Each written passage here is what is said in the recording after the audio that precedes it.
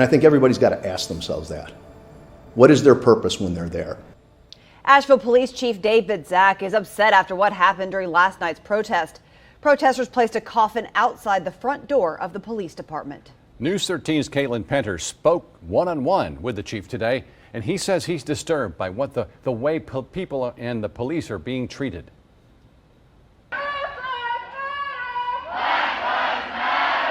The question is, who's going to stand up and start denouncing this? Asheville Police Chief David Zack calls the coffin left outside of his police department, quote, threatening imagery. He says it's just one example of actions being taken right now against police. We've seen tombstones left at elected officials' homes.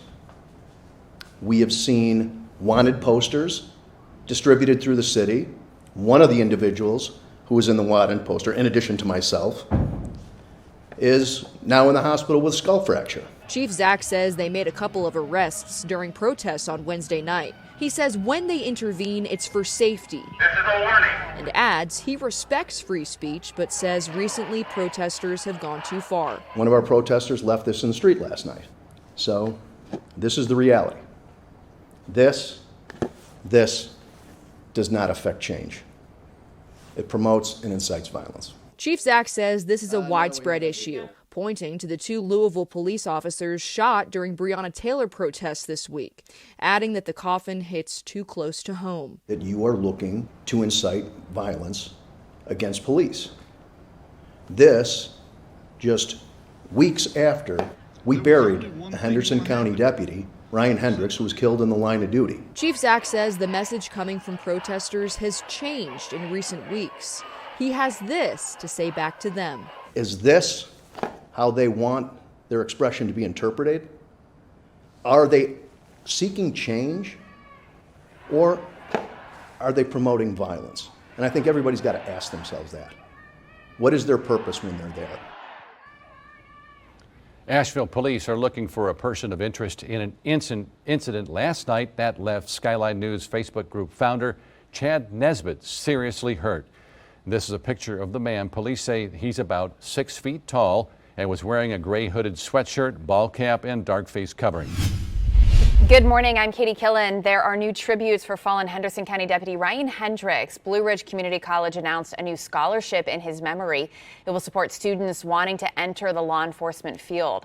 The Joint Vance Monument Task Force holds another meeting to discuss the future of the statue. This time, members discuss potential designs for a monument to replace the current version. Over the next several weeks, the task force will gather input from the community.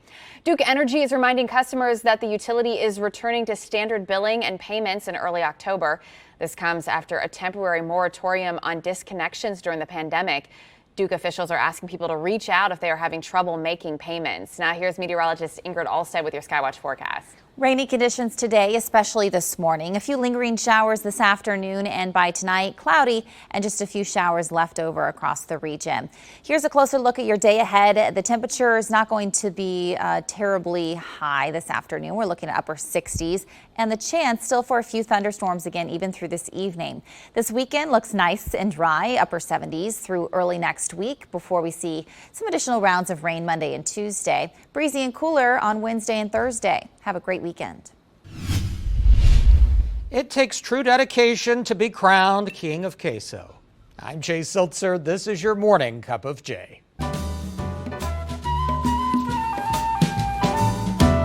A young man in North Dakota is celebrating a crowning achievement. Aaron Vallejo was recently crowned King of Queso at Panchero's Mexican Grill.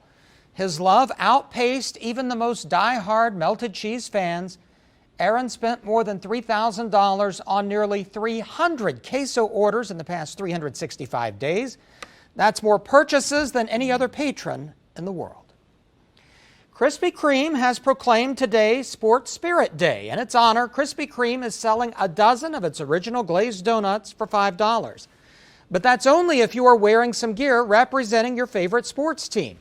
The chain says it can be anything from a jersey to a t-shirt to a complete team uniform.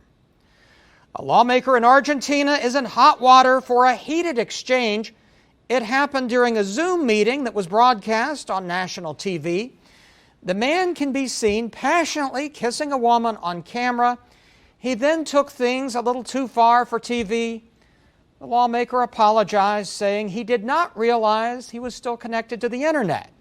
He's been suspended from his job for 5 days. That seems so unfair. He was just being passionate. That's your morning cup of J. Have a great day.